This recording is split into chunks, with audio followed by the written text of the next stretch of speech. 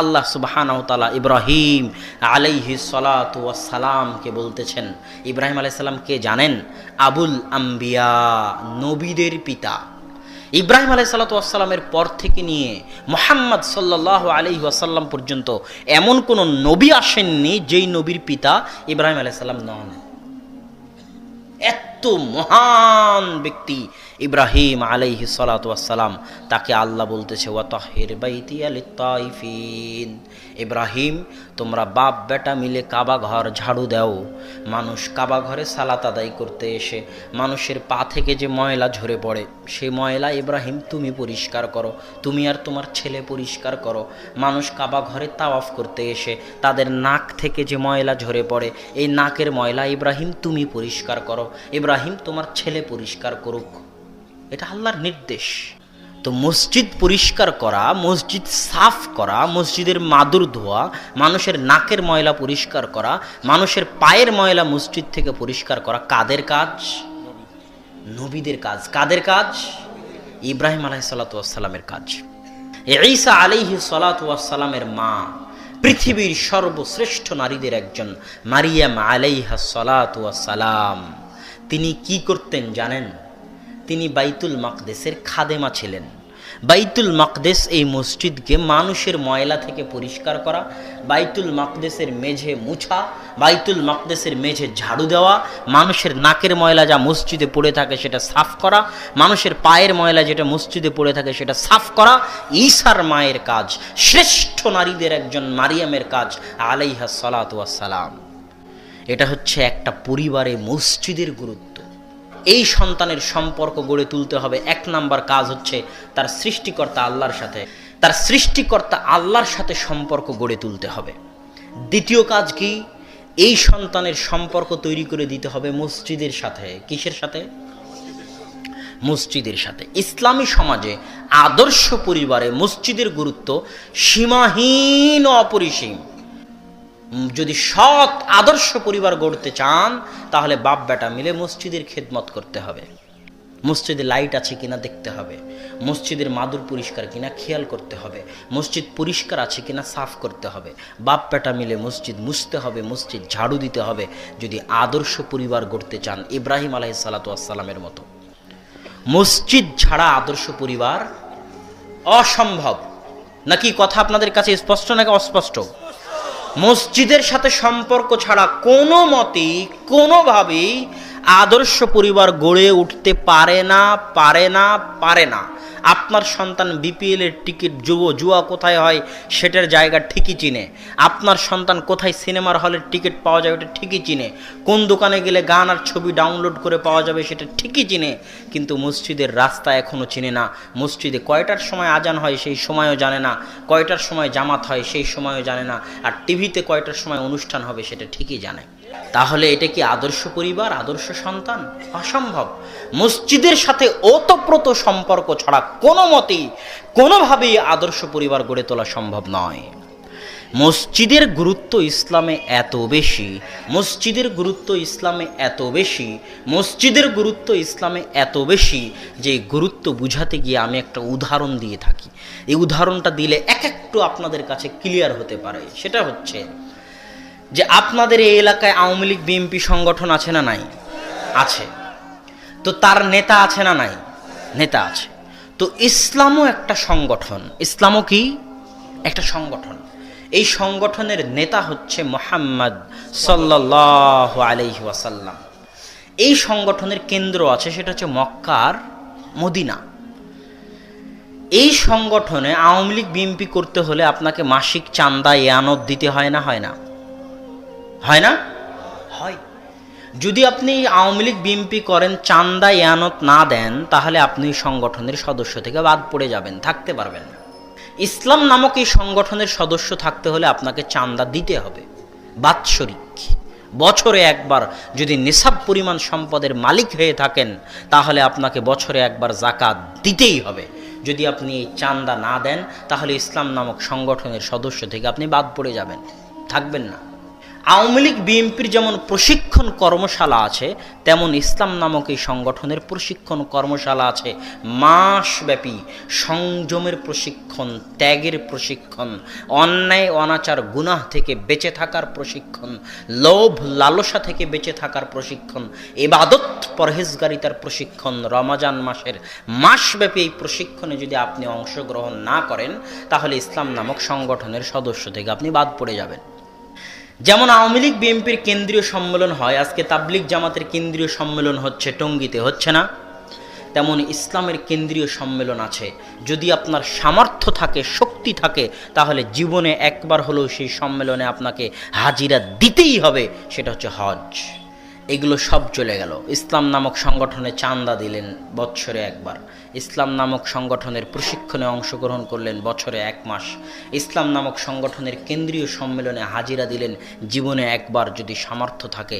এবার ইসলাম নামক সংগঠনের শাখা আছে, শাখা কেন্দ্র। আওয়ামী লীগের শাখা অফিস আছে না? ঠিক ইসলাম নামক সংগঠনের শাখা অফিস আছে। সেটা হচ্ছে সারা পৃথিবীতে ছড়িয়ে থাকা মসজিদগুলো ইসলাম নামক এই সংগঠনের শাখা অফিস। যদি আপনি ইসলাম নামক এই সংগঠনের সদস্য থাকতে চান, তাহলে দিনে 5 বার এই শাখা অফিসে হাজিরা দিতে হবে। যদি হাজিরা না দিতে পারেন, তাহলে ইসলাম নামক সংগঠন থেকে আপনি কি হয়ে যাবেন? বাদ হয়ে যাবেন। তাহলে আপনি জামাত থেকে বের হয়ে গেলেন। কি থেকে বের হয়ে গেলেন? জামাত থেকে বের হয়ে গেলেন। এটা হলো জামাতবদ্ধ জীবনযাপনের দ্বিতীয় অর্থ। সারা পৃথিবীতে ছড়িয়ে ছিটিয়ে থাকা মসজিদের সাথে সম্পৃক্ত সমাজ ভিত্তিক ইসলাম যে নিয়ম করে দিয়েছে, নিজাম করে দিয়েছে। কি করে দিয়েছে? আরে আজ না হয় গণতন্ত্র আমেরিকা থেকে আমদানি হয়ে এসেছে, তাই চোর চাট্টা চামার মেচর মথি অশিক্ষিত জাহেল মূর্খ তাদের ভোটে তাদের মতোই আর এক জাহেল চেয়ারম্যান মেম্বার মন্ত্রী এমপি হয়ে যাচ্ছে। কিন্তু ইসলাম যদি আবার আসে, তাহলে এই সমস্ত চেয়ারম্যান মেম্বার এমপি মন্ত্রী এদের কোনো ভ্যালু নাই। যাবতীয় বিচার সালিশ, বিবাহ শাদী, কোর্ট কাচারি, এভরিথিং হচ্ছে ইসলামের শাখা অফিস মসজিদ থেকে পরিচালিত হবে। ইমামকে ওই কমিটি ধমক দেওয়া তো দূরের কথা, ইমামের কথায় সমাজ চলবে। তবে ইমাম হবে যোগ্য, ইমাম হবে ন্যায়পরায়ণ, ইমাম হবে শিক্ষিত, ইমাম হবে আলেম। ইমাম ওই মসজিদের ইমামের অধীনে ওই সমাজ পরিচালিত হবে এবং ওই সমাজের বিচার সালিশ, আচার ফায়সালা, কোর্ট কাচারি, বিবাহ শাদী এভরিথিং এই মসজিদের সাথে সম্পৃক্ত হবে। যারা এই মসজিদের সাথে সম্পৃক্ত থাকবে না, তারা খারেজ আনিল জামাআহ, তারা জামাত থেকে বের হয়ে যাবে। সরকার ইসলামী খলিফা চাইলে তাদেরকে হত্যা করতে পারে। এটা হচ্ছে মসজিদের গুরুত্ব ইসলামে। সন্তান 15 থেকে 20 বছর বয়স হওয়ার পর্যন্ত, 15 থেকে 20 বছর বয়স হওয়া পর্যন্ত সন্তানকে অ্যান্ড্রয়েড ফোন হাতে দেওয়া যাবে না। যে বাবা গর্ব করে যে আমার 5 বছরের সন্তান ইউটিউবে সার্চ দিতে পারে, তার সন্তানের ধ্বংস হওয়ার জন্য এটাই যথেষ্ট। সে জানে না, সে বুঝে না, তাকে বলবেন সে যেন ফেসবুকের প্রতিষ্ঠাতা জুকারবার্গের সাক্ষাৎকার পড়ে। জুকারবার্গ বলেছে যে সে তার সন্তানদেরকে 18 বছর বয়সের আগে অ্যান্ড্রয়েড ফোন ব্যবহার করতে দেয় না। জুকারবার্গ বুঝে, কিন্তু এই জাহেল মূর্খ পিতা বুঝে না। এই 18-20 বছর বয়স হওয়ার পর্যন্ত, 18-20 বছর বয়স তো নয়, মূল কথা হচ্ছে ব্যক্তিত্ব, ভারাত্ম, পার্সোনালিটি, জ্ঞান বুদ্ধি, বয়স্ক বয়প্রাপ্ত। যেই বয়সে পৌঁছে গেলে তার জ্ঞান বুদ্ধি হুঁশ বুদ্ধি সব হয়েছে, তার মধ্যে ব্যক্তিত্ব চলে এসেছে, ভারাত্ম চলে এসেছে, এই বয়সে পৌঁছা পর্যন্ত সন্তানকে 5টা মৌলিক অধিকারের বাইরে কোনো অধিকার দেওয়ার দরকার নেই, কোনো সুযোগ সুবিধা দেওয়ার দরকার নেই। 5টা মৌলিক অধিকার কি? অন্ন, খাবার, বস্ত্র, পোশাক, চিকিৎসা, অসুখ বিসুখ হলে চিকিৎসা করানো, শিক্ষা, শিক্ষার খরচ বহন করা, বাসস্থান, মাথার উপর ছায়া, বসবাসের ঘর। এই 5টার বাইরে কিছুই দেওয়ার দরকার নাই। যদি বেশি বিলাসিতা দেন, সোনার চামচ দিয়ে সন্তানকে মানুষ করেন, তাহলে সন্তানকে ব্যর্থ সন্তান করার জন্য আপনিই দায়ী। ত্যাগের মাধ্যমে মানুষ সফল হয়, বিলাসিতার মাধ্যমে নয়। এই জন্য সন্তানকে বিলাসিতা থেকে দূরে রাখতে হবে। এই 5টা মৌলিক অধিকারের বাইরে কোনো অধিকার দেওয়ার প্রয়োজন নাই। কষ্ট করে মানুষ করতে হবে। যখন কষ্ট করে মানুষ হবে, তখন সে জীবনের বাস্তবতা বুঝবে, তখন সে জীবনে সফল হবে। এই জন্য 18-20 বছরের মধ্যে যতই অজুহাত আসুক, জিপিএ 5 পেয়েছে তো কি হয়েছে, পঞ্চমে হোক, অষ্টমে হোক, দাখিলে হোক, আলিমে হোক, তাই মোটরসাইকেল কিনে দিতে হবে, তাই অ্যান্ড্রয়েড ফোন কিনে দিতে হবে, এটা ফালতুগিরি। যদি বলেন যে আমি আমার সন্তানকে কন্ট্রোল করতে পারতেছি না, তাহলে আপনি যোগ্য পিতা নন। আপনি দেখবেন যোগ্য পিতা কাকে বলে। আপনাকে একজন যোগ্য পিতার ঘটনা শোনাই। আয়েশা রাদিয়াল্লাহু তাআলা আনহা বলতেছেন, সাকাতাত লি কিলাদাতুন, একবার যুদ্ধ থেকে ফিরছিলাম মদিনার মুখে, তো আমার গলার হার রাস্তায় হারিয়ে গেছে। কে বলছে? আয়েশা রাদিয়াল্লাহু তাআলা আনহা। তো গলার হার এমন জায়গায় হারিয়ে গেছে যেখানে পানি নাই। কি নাই? এদিকে সালাতের সময় হয়ে গেছে, গলার হার হারিয়ে গেছে, যেতেও পারছি না, পানিও নাই, সালাতেরও সময় হয়ে গেছে। এত কঠিন পরিস্থিতিতে আমার পিতা আবু বকর রাদিয়াল্লাহু তাআলা আনহু আমাদের খিমা, আমাদের তাঁবুতে প্রবেশ করলেন। আবু বকর রাদিয়াল্লাহু তাআলা আনহু তাঁবুতে খিমায় প্রবেশ করলেন। এমতো অবস্থায় রাসূল সাল্লাল্লাহু আলাইহি ওয়াসাল্লামের ভাষায়, আয়েশা রাদিয়াল্লাহু তাআলা আনহুর ভাষায়, যে ফাথানা রাসাহু, রাসূল সাল্লাল্লাহু আলাইহি ওয়াসাল্লাম তার মাথা আমার রানের উপর দিয়ে শুয়ে আছেন। এমতো অবস্থায় আমার পিতা তাঁবুতে প্রবেশ করলেন। এখন এই ঘরের মধ্যে তিনজন ব্যক্তি, একজন হচ্ছে পৃথিবীর সর্বশ্রেষ্ঠ নবী, সর্বশ্রেষ্ঠ রাসূল, সর্বশ্রেষ্ঠ ব্যক্তি মুহাম্মদ সাল্লাল্লাহু আলাইহি ওয়াসাল্লাম, যিনি জামাই হয়ে শ্বশুরের সামনে স্ত্রীর কোলে মাথা রেখে শুয়ে আছেন, পৃথিবীর সর্বশ্রেষ্ঠ রাসূল, সর্বশ্রেষ্ঠ মানুষ। আর দ্বিতীয় ব্যক্তিকে, যিনি হচ্ছেন নবী রাসূলদের পরে, আম্বিয়া ইকরামের পরে, আসমানের নিচে জমিনের উপরে সর্বশ্রেষ্ঠ মানুষ আবু বকর রাদিয়াল্লাহু তাআলা আনহু, তিনি হচ্ছেন শ্বশুর।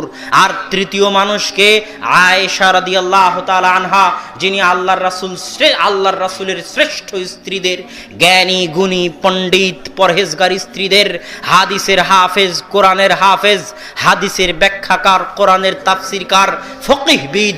সাহাবীরা যখন কোনো মাসালা বুঝতে পারতেন না, তখন যার নিকটে যেতেন সেই বিদুষী, সেই মহিয়সী, সেই জ্ঞানী আয়েশা রাদিয়াল্লাহু তাআলা আনহা হচ্ছেন তৃতীয়, যিনি তার স্বামীর সামনে এবং বাপের সামনে এই তাঁবুতে আছেন। তার হার হারিয়ে গেছে, তিনি তার মাথা দিয়ে আছেন তার স্বামীর কোলে, যিনি পৃথিবীর সর্বশ্রেষ্ঠ রাসূল।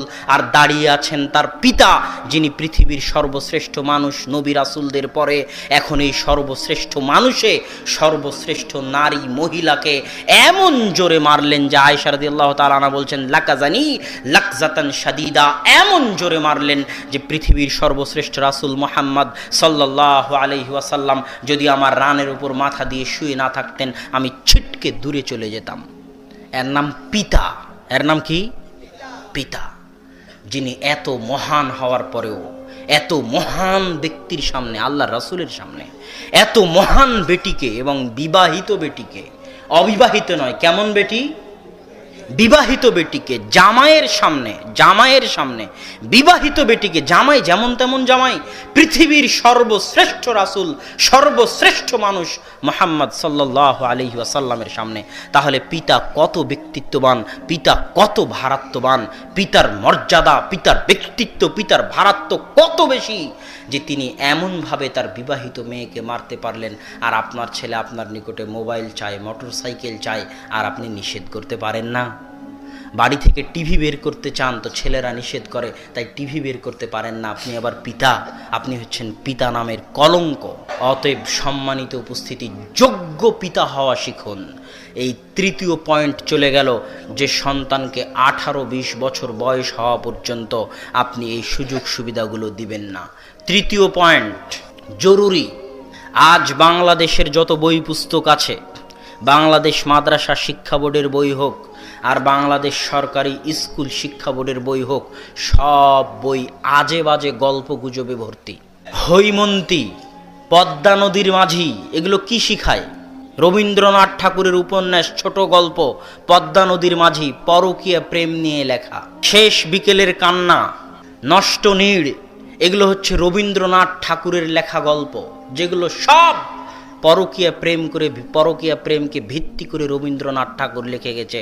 ওই গল্পগুলো বাংলাদেশ মাদ্রাসা শিক্ষা বোর্ডের বইয়ে, ওই গল্পগুলো বাংলাদেশ স্কুল বোর্ডের বইয়ে স্থান পেয়েছে।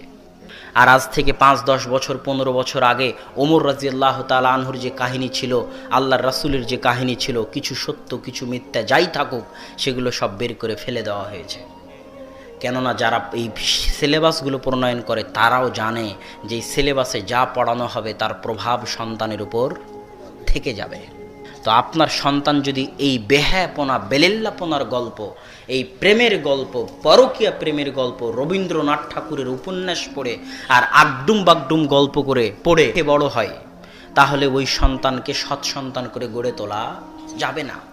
যদি সৎ সন্তান করে গড়ে তুলতে হয়, তাহলে আল্লাহ যাদের উপর দয়া করেছে, ইহদিনাস সিরাতাল মুস্তাকিম, হে আল্লাহ আপনি আমাদেরকে সরল সঠিক পথ দেখান।